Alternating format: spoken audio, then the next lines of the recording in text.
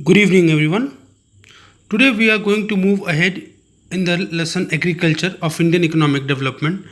And in this video today, we are going to talk about the achievements of agrarian reforms and what has been the problems. Now, before we move ahead, let me remind you that in the last video we spoke about the reforms that got introduced in India to change the structure of Indian economy, in which we talked about general reforms, institutional reforms, and so on.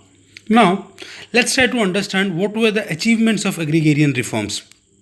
Now, when reforms were introduced in our country, what happened was the condition of the agriculture got improved. Earlier, you all know that we were a backward economy, but now agriculture made our country a developing one.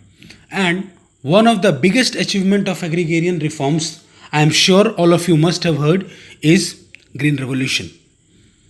This was one stage, Green Revolution, where we were producing agricultural goods in mass volume, which means large quantity. Now, to understand Green Revolution, I am sure all of you have the basic idea of what Green Revolution is, that there was increase in the productivity of crops and we were now self-sufficient. But please understand, Green Revolution got started in India in two phases, in two periods. The first period is called mid 60s and mid 70s. The first period or first phase is called mid 60s or mid 70s, while the second phase is called mid 70s and mid 80s.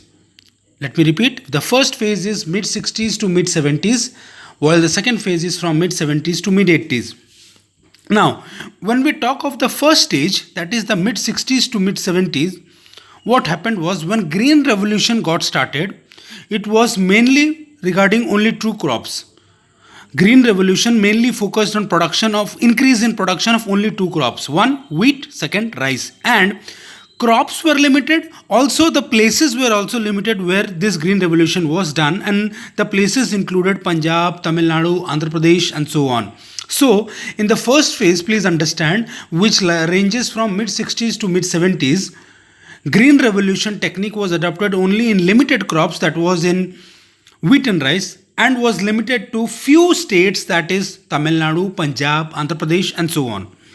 Now, with time, what happened was Green Revolution technique was practiced all over the country, and this is called as phase 2, which ranged from mid 70s to mid 80s. Now, please understand what happened during this phase 2 period. Now, you all will be knowing that in Green Revolution, production was being done. Production of agricultural goods was being done. So what happened was, now our country, now India, was not focused into subsistence farming, but now it focused into commercial farming, because we were producing agricultural goods in large volume, large quantity. So now the farmers did not look for subsistence farming, instead they looked for commercial farming. And when commercial farming was enhanced, when commercial farming was being done, it showed the sign of growth. When commercial farming was done, it showed the sign of growth. It showed the increase in the profit of farmers. It showed the improvement in the living standard of the farmer. So the first point in phase 2 was shifting from subsistence farming to commercial farming. Now, when we were producing in large number, what happened was we were becoming self-sufficient in production. We were becoming self-sufficient in production, which means that now we did not depend on imports to bring agricultural goods. We could now produce agricultural goods by ourselves, thereby saving the foreign reserves, thereby saving the money which was going to abroad. So the first point is, we moved from subsistence to commercial farming, then we became self-sufficient. The third point was, as all of you know, that because of Green Revolution, there was increase in crop productivity. There was increase in crop productivity. And if I have to give you number, During the time of independence, wheat was produced. Wheat production in our country was 660 kgs, 650 kgs per hectare.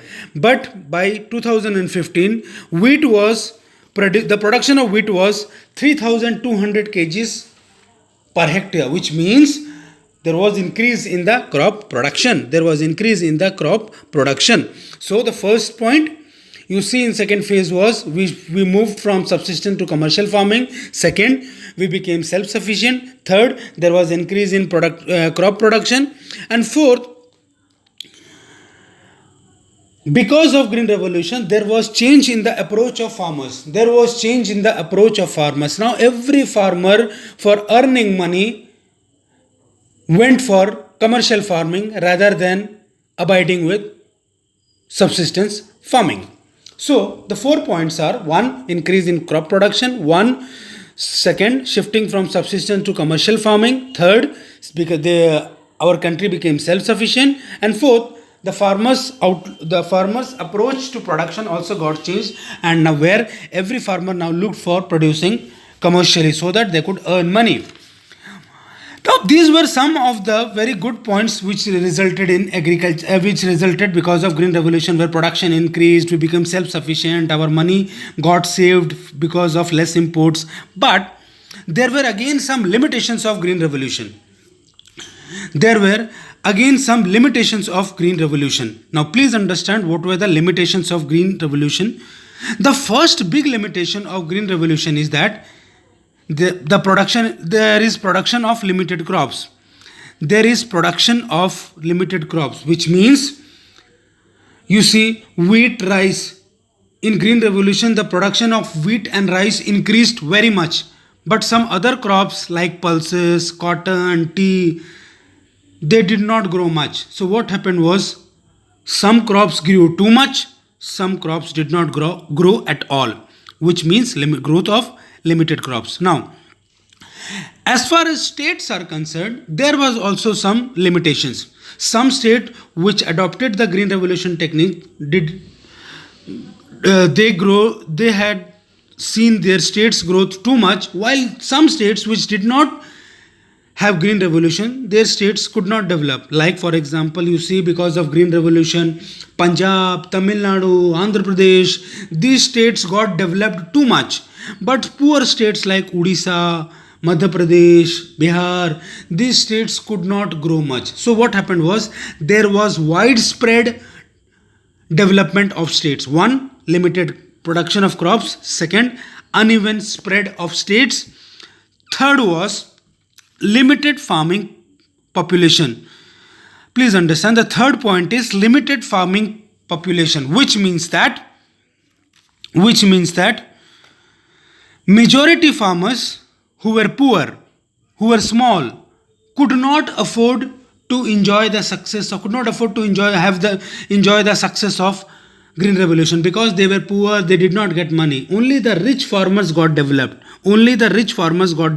So majority of the farmers which were poor still remained in the same condition. So the 3 big reasons of limitations of Green Revolution is: 1, limited production of crops; 2, uneven spread in states; 3rd, limited farming population. Most of the population, in spite of Green Revolution, did not develop, because most of the farmers still in our country were poor, who could not afford to buy technology which could help them to produce agricultural goods in excessive. So they remained poor. I hope this gives you an understanding of what were the benefits of Green Revolution and what were the limitations of Green Revolution. Thank you everyone.